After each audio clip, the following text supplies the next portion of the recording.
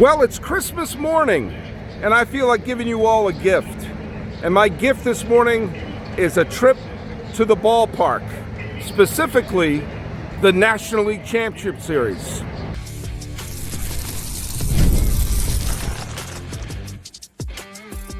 You are Locked On MLB, your daily MLB podcast, part of the Locked On Podcast Network, your team every day.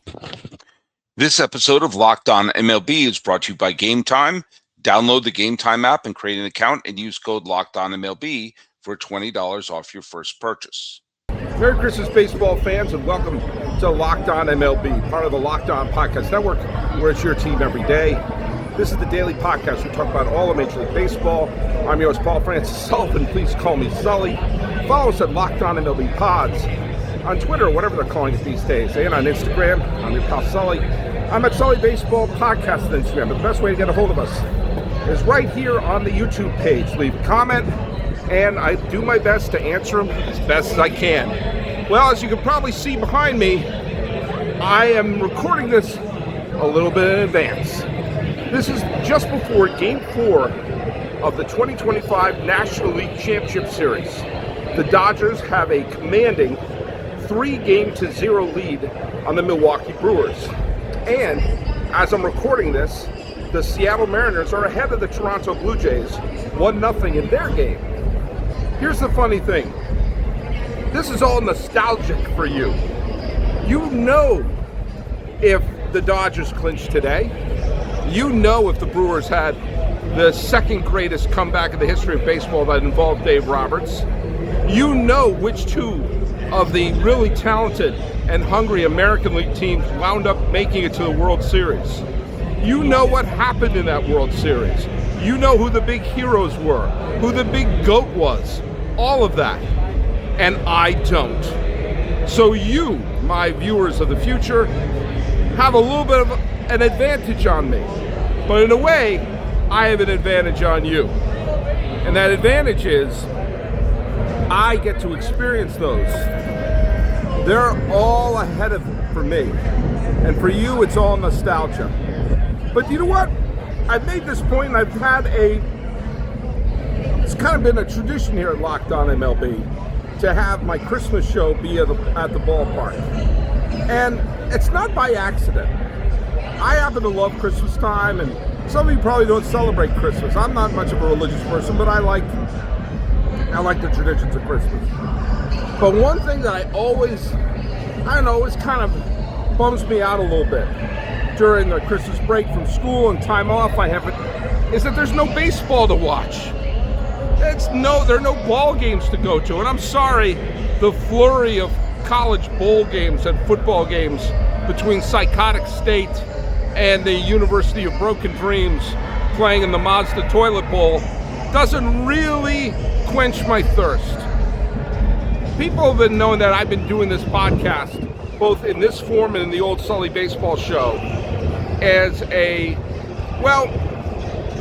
been doing it for years. And I get asked all the time, well, you don't do it during the off season. Well, the fact of the matter is, this is when you need it the most. And I can't think of a better example than of today. You know, during the regular season, if I need a baseball fix, if I want to have something that, allows me to scratch that itch of seeing a ball game or talking baseball or doing something baseball, I can do it. There's a ball game on. And that's the beauty of the regular season. There's a ball game on almost every day. Your team is playing almost every day. They're playing at least 5 times a week, oftentimes 6, sometimes 7. Sometimes they play 2 games. But during the off season, the World Series is going to be, who knows, it'll probably be played here at Dodger Stadium by the way that they've been playing against the Brewers, but who knows, maybe they have that big comeback. But that's the thing, is when the World Series is over, it's like a plug is pulled. It's like a friend is taken away from you. And along the way, you're missing that companion. And that's where I come in. If you want to talk baseball, if you want to have some fun chatting baseball, talk about hot stove, talking about the trades going on or memories. That's where a podcast like this comes in. But nothing beats this. Nothing beats this going to the ballpark. I love radio and listening to the games. I love sitting on the couch watching a ball game. But what could possibly top this? Especially we got a stadium like this one, Dodger Stadium, which looks kind of the same when you go back to the old clips. Right there, that's the mound. Right over there, there's the mound that Sandy Koufax sat on. There's the right field stands that both Kirk Gibson and Freddie Freeman's home run landed. This is where Fernando Mania was. And this is when it became Mannywood. This is when you had the Dodgers stunning the Mets and the A's in '88. And this is when you had the Dodgers having those great games against the Yankees in all those World Series, whether it was 63, 77, 78, 81, or last year. This is where you could see the great Dodger legends, Drysdale, Koufax, Maury Wills, Steve Garvey, Dusty Baker when he was having his best years here, the aforementioned Hershiser and Gibson, and Mike Piazza and Pedro Martinez should have played their whole careers here, but they didn't, because not always smart management took over here. A lot of people have been saying that the Dodgers have bought this championship if they wanted, or certainly bought it last year, and maybe they did. But I can tell you, I was here in the early 2010s. The seats are pretty empty right now because it's about an hour before first pitch. I was here for a bunch of games, and this is what it looked like during the games. And the teams could not throw in their 2 cents, or more than 2 cents, to bring in the likes of CC Sabathia and whatnot, when this team could have had some titles in the late 2000s and the early 2010s. This is a response to what was happening back then. And we'll see. The next time we're going to have baseball played will be the 2026 season. And we don't know what's going to happen in 2027. I hope there's no labor stoppage. But if there is, who knows? I might have to bank 162 of these. Either way, on this Christmas morning, and if you're following this show, then you're a real everyday Sully. Open your presents. When we come back from the break, they're going to be playing ball.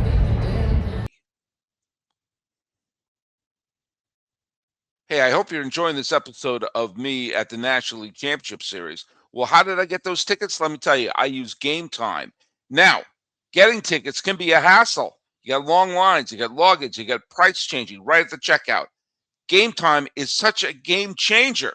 It puts the advantage right back in the fans' hands and makes getting playoff MLB tickets, NFL tickets, NBA tickets fast, easy, and stress-free. When I used Game Time to buy those tickets, it was so easy, just a few taps, and I could see with the Game Time view exactly where I was going to be sitting in Dodger Stadium. And the zone deals, they're so clutch. You can choose the section, Game Time picks the seat, and you could save even more. And seeing NBA tickets are right now starting as low as $25, it makes it a no-brainer for last-minute game night. And knowing the price, that means all fees up front, and the whole experience is so less stressful. Take the guesswork out buying NBA tickets, NFL tickets, Major League Baseball tickets with Game Time. Download the Game Time app, create an account, and use code LOCKEDONMLB for $20 off your first purchase. Terms apply.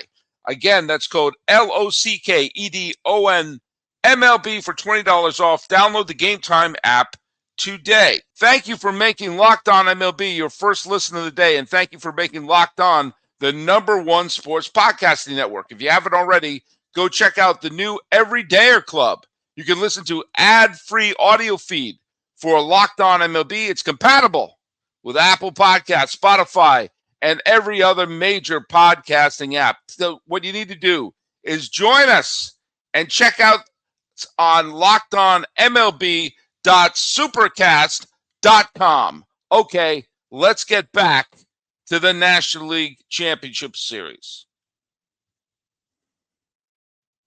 This is a summit of the possible World Series matchup here. Could this be? Could this be? Could it be? Wait, whose name do you have? Oh, no. Nothing. 2001 All-Star, baby. All right. So that's for the name you put it on is for the 2025 World Series MVP. Sure. There you go. Yeah. I'm counting my chicken before. I'm just trying to get to the ALCS. There you go. Good call. Hey. I'm going to let you in on a little guilty pleasure of mine. I'm at this ball game by myself, and that is exactly who I like to go to ball games with. I love going to ball games alone. It doesn't mean I'm antisocial. In fact, it means I'm tremendously social. But I like when I go to a ball game. I used to go with my dad a lot, and I enjoy going to games with my mom. My dad was a huge baseball fan, may he rest in peace, and my mom remains a big baseball fan. And we could sit, we could talk about the game and everything like that. But when I go by myself, it's cool because I can walk around the stadium, I can sit in different seats, I can get different views, I can try to get from different vantage points. These are all things I like to do. I'll strike up conversations with total strangers because we're here. Right now there's 50 some odd thousand people here at Dodger Stadium to see this game. And we all have something in common. We want to see this game. We're all baseball fans. And we can strike up conversations. I strike up conversations all the time. I don't tell people to take their earbuds out. The people, you can tell who are the friendly people who want to start a cool conversation. But if I then want to sit or move around, if I'm with someone, they're like, why the hell aren't you sitting in the GD seat that we spent money on? No. Or what if I want to do what I'm doing right now? And that is record part of my podcast. That's tough to do when you're sitting with someone. But I love going by myself. It's fun. You want to judge me? Judge all you want, but admit it. Sometimes it's a pain in the neck when you're sitting at a ball game next to someone and they're like, how was work? What do you do? Watch the game. I think I'm going to do that now.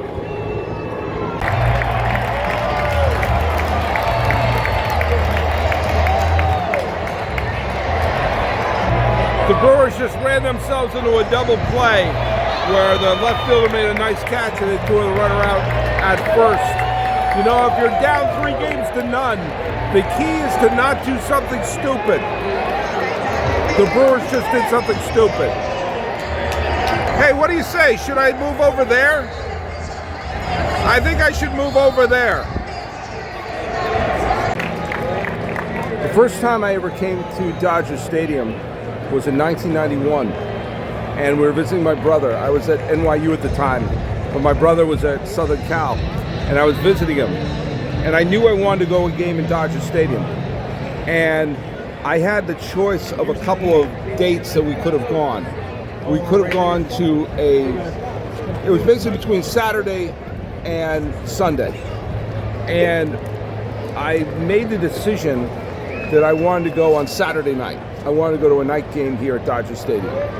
And we went to the game. In 1991 was a year where the Dodgers were a contender. They weren't great. They lost the pennant, the division at the end of the year to Atlanta. And Darryl Strawberry, that was the year Darryl Strawberry had his one very good year in LA.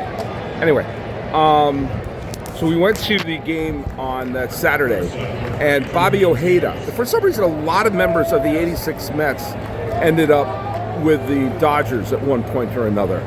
Gary Carter, Kevin Elster, Bobby Ojeda, Darryl Strawberry, Jesse Orozco. I'm sure if I stopped and thought of it, there probably were a couple of the people who were on both of the squads. So we went, Bobby Ojeda threw a complete game victory in the game that I went to. It was an okay game. I mean, it's interesting seeing a former Red Sox throw a complete game, but it wasn't terribly memorable. And the very next day, the game I could have gone to see, Dennis Martinez threw a perfect game. Montreal Expos star Dennis Martinez, who was part of the '79 Orioles, the first team I ever saw lose a World Series game when they lost to the Pirates. El Presidente threw a perfect game. It's one of the most memorable games ever played here at Chavez Ravine, and probably one of the most famous games that the Dodgers lost here. And I had a chance to go see that game. Instead, I saw the game where Bobby Ojeda threw a complete game, which I'm sure he felt good about. And it was, the ballpark was eerily similar, but I had a chance to see Dennis Martinez's perfect game, and I didn't. Let's see this game.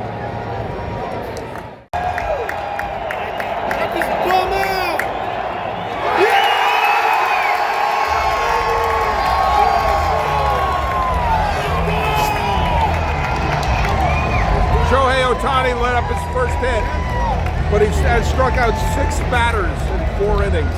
That's about 1 hit and no runs. He's not a bad player. Why can't the Angels get players like him? I'll tell you the other thing I know, because as I said, you know about all the stuff that happened. But one thing I do know is that the Mariners have a 3-2 lead because the Cal Raleigh hit a home run to tie the game, and Suarez hit a grand slam. And so the Mariners, as I'm recording, you already know, they could have gone to the World Series, they could have lost the NLCS, they could have won the World Series, they could have lost the World Series. I don't know. Those are really the only 4 options. But you already know what they did, and I don't. But I do know that they are now, for the first time in the history of the franchise, 1 win away from the World Series. And that's pretty amazing for the Mariners franchise. Which means if you're a Seattle fan, even if they lose Game 6 and 7 horrifically, you've never seen your team go this far ever in your team's history. And that's got to amount to something. All right, that's where I was, and now I'm over here. All right, so we're here at the game here. Tell me your name? Tom. This is Tom. Tom's a fan of the show. And you're been a special needs teacher as well? Special director. Special director. Okay, well then you would be my boss. Yeah. So I better not mess around with you. Yeah. You're a big Brewers fan. You're a fan of Locked On MLB. Definitely. And this is, by the way, we're doing this for the Christmas show.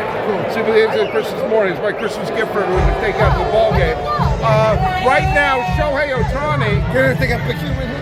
I'll tell them. Right now, Shohei Ohtani has hit more home runs than he's let up hits. I know. Tell me your thoughts. It's been a long playoff season. This is the 4th time they've gotten this level. I've been to all 4 times that it's happened, and you just hope for better for next year. Well, yeah. Well, look they've had a hell of a season. It's just they've been playing super tight. I mean, like they've had 3 runs this whole damn series so far. I know. And everything you said, I was driving, listening, agreeing with it. Driving here, listening to it, and listening to it. Listen, these are not the people who say you're stupid. Why you are stupid? No, this is. They're tight. They're tight. Where are you from, man? Where are you from? Originally from Milwaukee. Now I live in Arizona. All right, so naturally he's here right now. Well, look, I'm not gonna mince words for you on this Christmas morning. It looks kind of bleak right now. Who knows? Maybe they're going to give you a great Christmas present, the greatest comeback we've ever seen. But either way, it's good to be here. I wouldn't go to FanDuel and bet on that, though, if I were you. Well, hey, man. By the way, I just happen to be walking around the damn stadium, and Tom here recognized me. And I'm like, wait, you know who I am? So there you go. So how long have you been listening to the show? This year. Nice. Well, there you go. Well, he's floating down the River Sully. I've been doing the show since I've been doing a podcast since 2012. So there's a big back catalog, and in case there's a strike or a lockout in 2027, you can binge listen to me. Well, hey Tom, thanks for listening to the show, and I have a soft spot in my heart for the Brewers, and not just because they had Billy Joe Robideau. Yeah. All right, Tom. They're taking out Shohei.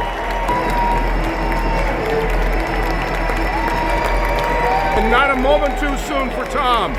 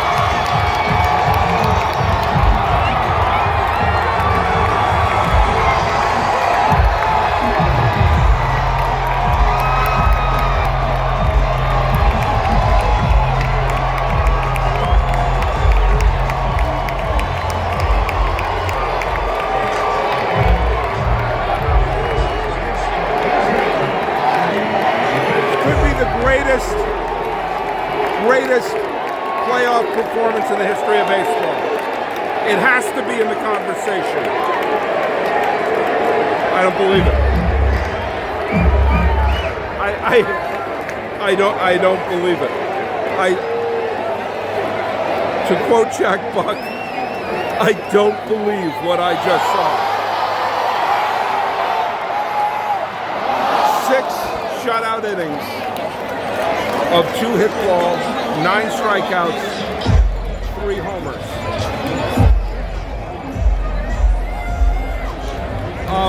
What is there to say?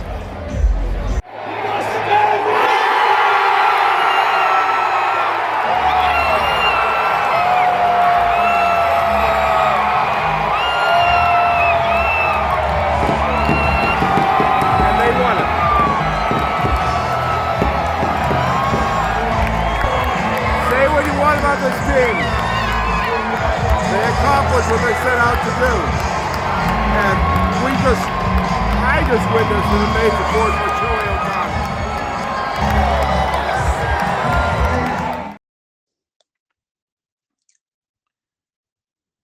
Ohtani. NFL Sundays move fast. One big play and suddenly everything feels different. That's what makes live betting with FanDuel so exciting. You're not just watching the game, you're reacting to it in real time. With FanDuel, you place bets as the action unfolds. Every drive, every momentum swing, every highlight moment. Live betting is the best. When the game starts to shift, a receiver gets hot, a defense tightens up, or the momentum flips over a turnover. FanDuel lets you jump into the moment. Live spreads and money lines adjust instantly. Player props update as guys heat up. And you can bet next touchdown scores, drive results, totals, and more. It keeps you locked into every snap, every drive, and every possibility. So if you want to be right in the middle of the action this season, visit FanDuel.com and place your NFL live bets all season long. FanDuel, the game moves fast, and so can you. Thanks so much for tuning in to Locked On MLB. Check out some upcoming shows we have, including who should be in the Hall of Fame and updating the Suffering Index. You can subscribe and follow Locked On MLB to get all the latest episodes, and check us out at Locked On MLB Pods on Twitter or whatever it's called these days. And should also be checking out our Everydayer Club, ad-free episodes of the show, Discord server access, and more. Subscriptions, you can even gift them to a friend in case you forgot to get them something on Christmas morning. And for those of you on video, we could send you to the first ever national 24/7 Locked On Podcast Network YouTube channel on audio. Keep on listening here and subscribe through lockedonmlb.supercast.com. Okay, let's get back to Dodger Stadium. And there we go. The end of my Christmas gift to you all. You know what? We're not going to have the gift of baseball as a daily companion for several months. And with that, it's always an empty part of my heart when I don't have a game to watch. And that's why I wanted to give this to you. Give you this chance to really have fun in a ball game again. You all know what happens in the World Series. I don't. You all know who the World Series champ is and which fan base is happy, which fan base is not. But let me just bring something up here. There shouldn't be a situation where there are 29 sad fan bases and only one happy one. I don't think that's a healthy way to be a fan. And I don't think that's a healthy way to live. You know, in about a week or so, 2025 is going to be over. For either the fan base of the Los Angeles Dodgers, the Toronto Blue Jays, or the Seattle Mariners, one of those fan bases are going to look at this as a year where their team won it all. But the other 29 fan bases all had something fun to cheer about. Even the Mets, even the Rockies, even the White Sox had moments of fun. And it's kind of important to sometimes not always dwell on the disappointments of your team and the ways they let you down, but also sometimes say some of the times they made you happy during the year. Not only one team gets to jump up and down as the World Series champs, but it doesn't mean everyone has to feel like a failure if they're not rooting for that team. Kind of like in life. 2025 was a rough year Here in Los Angeles, it started with the fires. And all throughout the year, there's been anger, violence, and people getting just tense. I'm not going to get political here because I don't think it's a good year no matter where you land on the political spectrum or on the religious spectrum or what part of the country you live in or where you live in. This has been a tiring, rough year. And it's important when you have a year like we just had in 2025 to have moments where you can cling to those moments that are happy. I'm not saying be kumbaya. I'm not saying to ignore what's wrong. Just like a baseball team that doesn't win the World Series, like the Milwaukee Brewers, can't go into the offseason and say, like, well, we did everything right. No, you can find the things to improve upon, find the things to build upon, but also remember some of the good things that happened and some of the things that they accomplished. And I think we should all do that. I think we should all, no matter what you believe, no matter who you vote for, no matter how you live. This was a year which was a kick to the nuts for a good chunk of the year, no matter who you are. So instead of focusing on just the things that didn't work, have those moments where you can cherish the things that did, the things that made you smile, the things that made you happy. Not saying don't try to improve the world or the world around you. I'm not saying we have to sit down, no matter what you believe, there's some work you got to do to make life and the world around you the way that you'd like it to be. But let's not have it be 29 sad fan bases and one happy one, or have 29 sad people to every one happy person. We gotta have 2026, hopefully will be a happier year. And to focus maybe on the positive things with your ball club could be step one in releasing some of the tension we have in our life. Instead of doomsday scrolling and trying to find the podcast or the article or the video telling you why everything sucks in the world and why your team sucks and why they need to fire Cashman and why they need to put a salary cap on and why the Pirates are doing this wrong and the Red Sox are doing that wrong.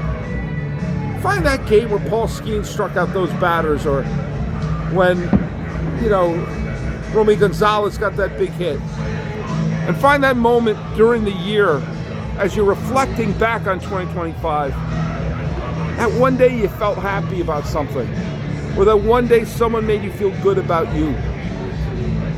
There's some days this year's kicked my ass. But then I bump into a guy like Tom who listens to this show and I go like, maybe it wasn't a total loss for me this year. And you know what? Don't make New Year's resolutions. Because if you say, I'm going to lose the weight, write the novel, and finish my master's degree, at the end of the year, you're going to look back, you go like, I didn't do everything I wanted to do. Have this be your New Year's resolution. Try to make your life better. Try to make the people around you happier and better off because you're alive and interacting with them. And focus on the things that give you happiness. And that could be baseball. You can't have 29 fan bases sad. And as I've said before, Major League Baseball doesn't owe you a World Series championship. It doesn't. Major League Baseball owes you a fun summer and memories. Some of my favorite teams that I ever cheered for didn't win the World Series. Are you trying to tell me that every single Cleveland team has just given their fan base misery? Or every Seattle team before this, I don't know, maybe they won the World Series this year. Or maybe they made everyone unhappy? I don't want to live in a world where that's true. That's not the point of sports. That's not the point of this collective that we have. Sports is a wonderful thing. Baseball is a wonderful thing because it can unite a lot of people into a common goal. Figuring out how Aaron Boone still has his job.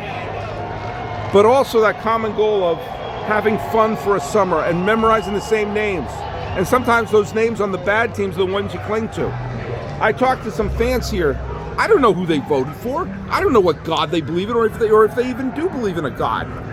But a bunch of us were talking about the lean years, the McCourt years, the years where things were bad here at Dodger Stadium, and how much better it felt for them. I'm not a Dodger fan, but I was, having fun with them, and them saying this is their reward for that. This is a year we got to look forward and say, yes, there will be a team in 2026 who will win the World Series, and that fan base will be ecstatic. That doesn't mean 29 other fan bases can be sad. We got to change how we look at life. We got to change how we look at our values, and we got to change how we spend our time. If you spend an entire summer following a team and are just miserable after it, then don't do it. Or maybe you got to figure out, wait, why is that person not miserable? Because they get why we're doing this, and why I'm doing a damn baseball podcast in a baseball stadium on Christmas morning. So follow us at Locked On MLB Pods on Twitter, or whatever they're calling it these days. And on Instagram, you can follow me. I'm at Sully Baseball Podcast on Instagram, but the best way to get a hold of me is right here on the YouTube page. Talking about Christmas morning and giving you a present of Major League Baseball, this has been Locked On MLB. I am your host, Paul Francis Sullivan. Merry Christmas, happy Ricky Henderson's birthday, or whatever you celebrate, and please call me Sully.